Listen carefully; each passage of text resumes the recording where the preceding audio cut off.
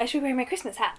Ooh, okay. Hello and welcome back to Drinking by My Shelf. In today's video, I'm going to be talking about two different approaches you could take to your Christmas reading. You can either go down the route of reading really gleeful Christmas books, or you can read really glum Christmas books. I don't know why I said Christmas books. None of these books are Christmas books. I don't really have very many Christmas books on my shelf. They're just glum or gleeful, depending on what mood you're in this Christmas. Gleeful books are the more obvious, Christmassy choice. 'Tis the season of joy and all that. But when I'm talking about happy, joyful books to read at Christmas, I thought it'd be fun to talk about the other end of the scale, those really cold, bleak, sad books that are quite fun to read on a cold, dark, wintry night. So I'm going to take turns telling you about a happy, gleeful book followed by a really sad, glum book. And I've tried to be quite strict about the categories. Obviously, I have so many books on my shelf that fit under the make you laugh, make you cry, gleeful and glum books. And I tried to not go for any of those, go for ones that I remembered being really purely joyful and books I remembered being really bloody sad.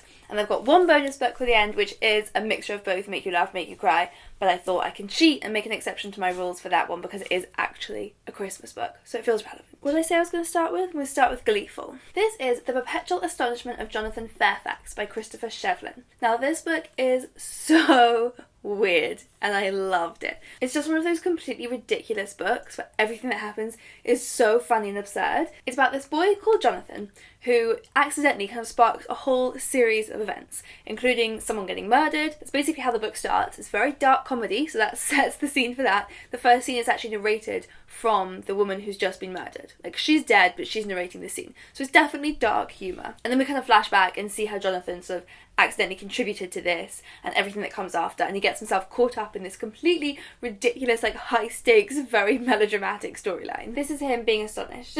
He spends most of the book just being astonished and having no idea how he got himself into certain situations. I will say, one thing I do remember that is not gleeful, that is bad, one of the characters in this is, we meet her, she's in a relationship with another girl, Jonathan is completely head over heels in love with her, and then, like, plot twist, she's not actually a lesbian, she was just dating her friend because she's, like, jealous of her or like obsessed with her and thinks she's really great, but she's like, no, I don't think I'm actually a lesbian. That was like, whoa, terrible representation. So be warned going in, it does have that really problematic element. But if you're prepared for that, up until that point happened, I was loving every second of this book. And me and one of my best friends read it together and we both were like, wow, that was really bad. But overall we both had just laughed so much during this book that I still am going to include it as a gleeful read. And now one from the glum end of the spectrum, something really sad and bleak to warm your cold Christmas heart or cool down your warm Christmas heart. I don't know what your heart's like. This is Never Let Me Go by Kazuo Ishiguro. Now this book broke me into a million pieces. It was one of those books where when you finish it, you just sit there like staring into the distance, like, will I ever be okay again? And I'm not sure that I ever have been okay again. So it's set at a school, this very mysterious boarding school that our three main characters are at. They have very strict routines and they're kept very strictly guarded within the school, so there are all these like scary stories of what happens around the school and people who try to escape. So it's this very mysterious setup. As the book goes on, you start to get an inkling of what actually is going on here, and the children at this school are basically being used for a very specific purpose. And that twist comes about halfway through. The teacher explains to the children what's going on. And the second it's told you, it's this incredibly bleak prospect, which you then have to watch play out for the second half of the book, which I love.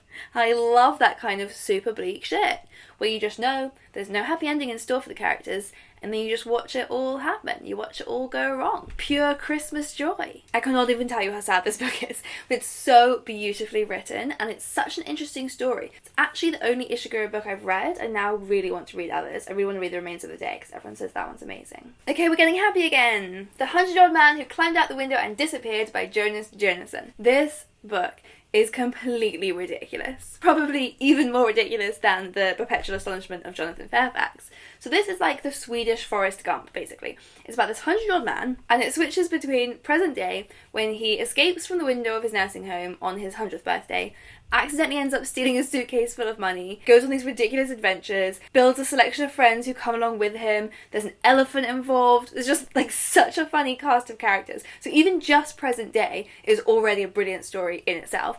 But then we also flash back to his past and we see his life. And that's the bit that's like the Swedish Forrest Gump, because he is somehow at all of these really key events in history and he like plays a key role in them. I feel like he accidentally invents the atomic bomb or something. It's just so funny. And it's one of those books where each half of the story is so good that you don't want it to switch back. Every time it switches to the other, you're like, no, I was loving this. And then you remember that you were loving that other storyline as well, and then you don't want to switch away from that one. It's just so dry the way it's written, which I love. It's so just like playing it totally straight, as if it isn't the most ridiculous story you've ever heard. I've got the sequel to this one, The Further Adventures, and I haven't read it yet. I'm kind of too scared to read it because I loved this one just with all my heart. And let's get sad again. This is Stoner by John Williams. So right from the beginning, we read a kind of obituary for the main character, William Stoner, that basically just says that he never really achieved anything, he never rose above the rank of assistant professor, his students never really remembered him. It's just this rather sad summary of this guy's life who never achieved very much and never made particularly lasting bonds with anybody. So that's pretty sad already. But then it gets worse, because then we go back to meet him as an 18-year-old, I think, going off to college, and we meet the most hopeful, ambitious, sweet young man who wants so much from his life. And the whole time you're reading this knowing that none of the things he wants are ever going to happen. It's so, so sad. I mean, there's definitely hopeful bits, because when you read it, you see the incredible value that his life did have and the impressions that he did make on people, just because they're not defined in the way that most people want their lives to be defined. It's not that his life was worthless or anything at all. He's this really rather wonderful man, but everything that he sets out wanting to happen, you just know is going to go wrong, and all of his relationships go wrong, and everything at work goes wrong. Well, it's so sad. It's so bleak, but I loved it, and it's so beautiful. It's so wonderfully written. I really, really recommend it. Here we go. I like this description on the back, actually. It says that Stoner reclaims the significance of an individual life. That sums it up so, so well, actually. So Merry Christmas. That one will be a lot of fun for you too. Let's get happy again with Bridget Jones. Bridget Jones could not be anything other than a super gleeful book, especially this gorgeous cover. Love it! It's such a fun book. It's so laugh out loud. It's a really fun one even if you saw the movie first and loved the movie, because that's what I did. I adore the movie Bridget Jones, and I saw that one so many times before I read the book. The book is actually really different, so you can enjoy them both together and in different ways. It's roughly the same, the characters are the same, but there are certain things that happen in different orders or don't happen at all, and it makes it enough of a different tone that you can enjoy them both. This one has more references to feminism in it, which I loved. It's her like trying and failing to be a feminist. It felt very Guilty Feminist, like the podcast. It reminded me a lot of that, like her constant struggles with whether or not she's being a feminist. I really, really enjoyed. I will say again, another disclaimer for this one that's not gleeful is the obsession with weight, as you will know from the movie as well. She's constantly writing about her weight in her diary, and she uses the actual numbers of what she weighs and everything, and all of that can be a little hard to read. So I'd say that bit is not particularly gleeful, but other than that, I find this book so funny, and I love all of her friends in it. I think those are my favourite moments, and her relationship with her mum as well. It's just brilliant to read, and this one does feel very Christmassy. It starts on New Year's Day and ends the next New Year's Day, so that's like a whole year. That's not just Christmas, but it's bookended with the festive season, so that's a Christmassy fun one. And back to Glum, we have Road Ends by Mary Lawson. Ooh, snow! That's Christmassy. I knew this was relevant. So this is about a girl who lives in Canada with her family, and her family are basically just hopeless. Like, she has to run the whole thing. So she has loads of brothers. She's the only girl. Her mother has mental health issues and is not functioning very well, so she spends most of her time secluded in her room, only able to look after the youngest baby of the family. The father is just like very absent. He can't really cope with the family, so he also just retreats to his room. We have an older brother who is getting into trouble, and the book does follow him as well. He also is one of the main characters. There's just tons of brothers. One of them is 4, so he needs a lot of attention, but isn't getting any attention from either of his parents. And Megan, the sister, is kind of the only one that like pulls everything together and keeps the family running. But she needs to get out. So she has booked a ticket and she's going to London, and she's finally going to live her own new life and not just be held responsible for her whole family anymore. So we follow her setting off on her adventure to London and trying to make a life for herself there. And we also go back and see what's happening at home and how it's all unravelling. And then eventually Megan in London starts receiving the letters from home and seeing what's going wrong. And it's about her struggle, choosing between being pulled back to solve the problems at home and give up on her new independence, or trying to forge a life for herself and see if she can have something different and better than what her family have at home. Yay, Christmas.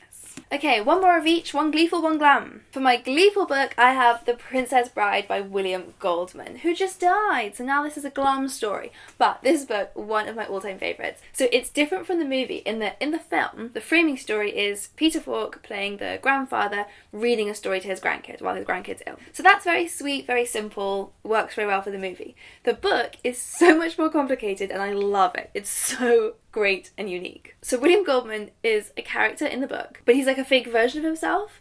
He references real things that he's done, like other screenplays that he worked on and stuff, but he also references a family that's fake, that's different from his real life family. And in the intro, he talks about how his favourite book ever is The Princess Bride by S. Morgenstern, and that his father used to read it to him when he was a child, and he absolutely loved it, and he decides to get it for his son. But then when he calls his son to ask how he's getting on, the son's like, oh, it's really boring. So William Goldman's like, what? No, it's the best book ever. And he gets a copy and he starts to read it, and he realises that his son's right, because when his father used to read to him, he used to abridge it and cut out all the boring bits. So William Goldman decides to abridge The Princess Bride by S. Morgenstern and then send that to his son. So then the main bulk of the book is the abridged version of The Princess Bride. Obviously, The Princess Bride by S. Morgenstern does not exist. This is a whole fake universe he's created. But you kind of forget that because, like, William Goldman keeps interjecting into the story with, like, brackets being like, here S. Morgenstern goes off on a tangent about trees, so I cut that bit out. But obviously that bit never existed in the first place. I don't know if that makes any sense, but it's so funny. This is a book that genuinely did make me miss my stop on the tube. Like, go several stops too far because I was completely engrossed in it and just so happy. Gleeful. And then my last Glum one is The Beginner's Goodbye by Anne Tyler. This is about a marriage. So it's a couple called Aaron and Dorothy, and right at the beginning, Dorothy is killed by a tree falling on their house. So Aaron is left alone to revisit their relationship in his mind and go over everything that went wrong, because their relationship by the end had not been very strong and had not been very loving. And it's all about Aaron kind of going over everything and revisiting everything in his mind, but also spending time with Dorothy, so she comes back, like, kind of as a ghost. It's a bit weird, like, whether other people can see her or not. And they talk about things, and they talk about what went wrong and how they misunderstood each other. Mainly from his perspective, it's how he saw her in a certain way and then started to shape her that way in his mind, like stop paying attention to who she really was because he had already decided who he thought she was. And it didn't give their relationship any room to grow and for the love to keep thriving in the relationship. And it's so sad, but so wonderful. I remember I read this one when I was first engaged. So I was reading it like, holy fuck, what am I doing? I'm going into something really serious and I have to get this right. So it was a lot and it scared me, but it's really, really beautiful. It's about grief and it's about losing someone, but it's also about relationships and how easy it is to stop seeing people and stop accepting people and letting them be a part of your life. Really glum, but really good. It's upside down now, but it's really good both ways up. Okay, so those are all of my very gleeful and very glum recommendations.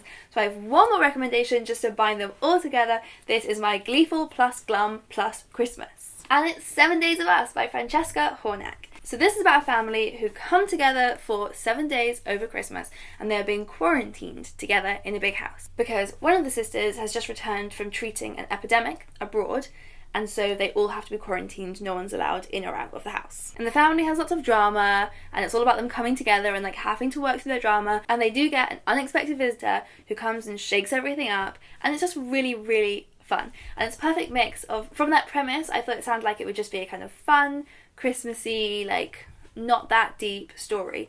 And actually, it like hit a lot harder than I thought it was going to. So I was like into this story. And there's like proper sad bits. But it's about love and family and Christmas. So there you go. That is Gleeful and Glum all at once. So give this video a thumbs up if you have read any of those books, and leave me a comment if you prefer Gleeful or Glum books over the Christmas period, or in general. And subscribe to this channel because I am posting new videos every day of Vlogmas. You've got tons of Christmassy bookish content all through this month. See you next time!